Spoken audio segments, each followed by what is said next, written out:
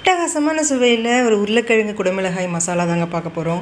சப்பாத்தி, பூரி, பரோட்டான்னு எல்லாத்துக்குமே அல்டிமேட்டான டேஸ்ட்டில் இருக்கும். கண்டிப்பாக இதை ஒரு முறை ட்ரை பண்ணி பாருங்கள். வீட்டில் எல்லோரும் அடிக்கடி இதை செய்ய சொல்லி கேட்பாங்க. அவ்வளோ ருசியாக இருக்கும். செய்யறதும் ரொம்பவே ஈஸிங்க. ஒரு 10லேருந்து 15 நிமிஷத்துக்குள்ளே இதை செஞ்சு முடிச்சிடலாம். நீங்களும் இதை ட்ரை பண்ணி பாருங்கள். டேஸ்ட் ரொம்பவே நல்லாயிருக்கும். வீடியோக்கு ஒரு லைக் கொடுத்துட்டு வீடியோவை சேவ் பண்ணி வச்சுட்டு வாங்க. எப்படி செய்கிறதுன்னு பார்க்கலாம். இதுக்கு முதல்ல மிக்சர் ஜாரில் கொஞ்சமாக கொத்தமல்லி எடுத்துக்கோங்க. இது கூடவே கொஞ்சமாக புதினா சேர்த்துக்கோங்க. ஒரு 10லேருந்து 15 இலை புதினா சேர்த்திங்கன்னா போதும். ஒரு பச்சை மிளகாய் அது போல் உடச்சி சேர்த்துக்கோங்க. அடுத்து புளிப்பு இல்லாத தயிர் 2 டேபிள் ஸ்பூன் அளவுக்கு சேர்த்துருக்கேங்க.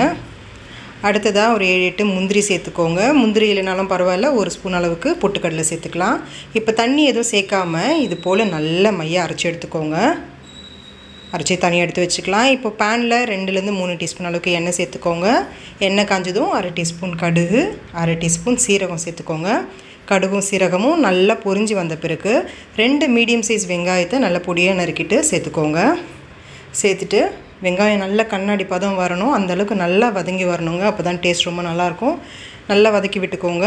இந்த அளவுக்கு நல்லா வதங்கி வந்த பிறகு இப்போ அடுத்ததாக 1 டீஸ்பூன் அளவுக்கு இஞ்சி பூண்டு விழுது சேர்த்துக்கலாம். சேர்த்துட்டு மிதமான தீயில் வச்சுட்டு ஒரு 3 நிமிஷத்துக்கு நல்லா வதக்கி விட்டுக்கோங்க.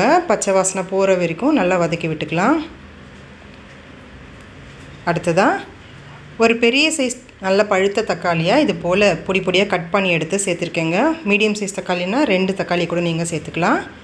சேர்த்துட்டு நல்லா வதக்கி விட்டுக்கோங்க. தக்காளி குழஞ்சி வரணும்னு அவசியம் கிடையாதுங்க. ஒரு 3 நிமிஷத்துக்கு மிதமான தீயில் நீங்கள் வதக்கி விட்டிங்கனாலே போதும்.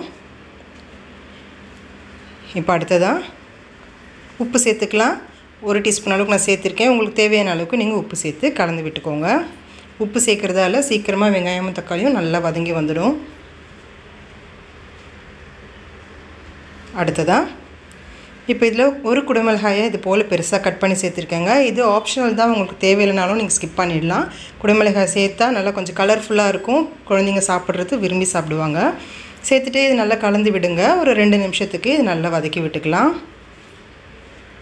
அடுத்து 1/2 டீஸ்பூன் அளவுக்கு வெறுமிளகாய் தூள் சேர்த்துக்கோங்க. அடுத்து 1/2 டீஸ்பூன் மல்லித்தூள், 1/4 டீஸ்பூன் மஞ்சள் தூள், 1/2 டீஸ்பூன் சீரகத்தூள் சேர்த்துட்டு லோ ஃப்ளேமில் வச்சு நல்லா கலந்து விட்டுக்கோங்க.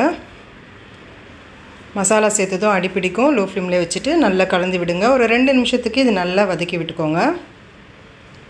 இப்போது குடமிளகாயும் மசாலாவும் நல்லா வெந்து வரதுக்காக 1 டம்ளர் அளவுக்கு நான் தண்ணி சேர்த்துருக்கேங்க. சேர்த்துட்டு நல்லா கலந்து விடுங்க. மிதமான தீயில் வச்சுட்டு ஒரு 3 நிமிஷத்துக்கு இது நல்லா கொதி வரட்டும். இப்போ 3 நிமிஷம் ஆயிடுச்சு பாருங்கள். மசாலாலாம் நல்லா வெந்து வந்திருக்கு. குடமிளகாயும் பாதி நல்லா வெந்து வந்துடுச்சு. இப்போ அடுத்ததாக 2 பெரிய சைஸ் உருளைக்கிழங்கு நல்லா வேக வச்சுட்டு இது போல் சின்ன சின்னதாக கட் பண்ணி சேர்த்துக்கோங்க. சேர்த்துட்டு இது கூட 2 பச்சை மிளகாய் சேர்த்துக்கோங்க. அடுத்து 1 ஸ்பூன் அளவுக்கு கஸ்தூரி மேத்தி சேர்த்துட்டு கலந்து விட்டுக்கலாம். உங்களுக்கு இது நல்ல கிரேவி கன்சிஸ்டன்சி வேணும்னா கொஞ்சம் தண்ணி எக்ஸ்ட்ரா சேர்த்திங்கனாலே போதுங்க.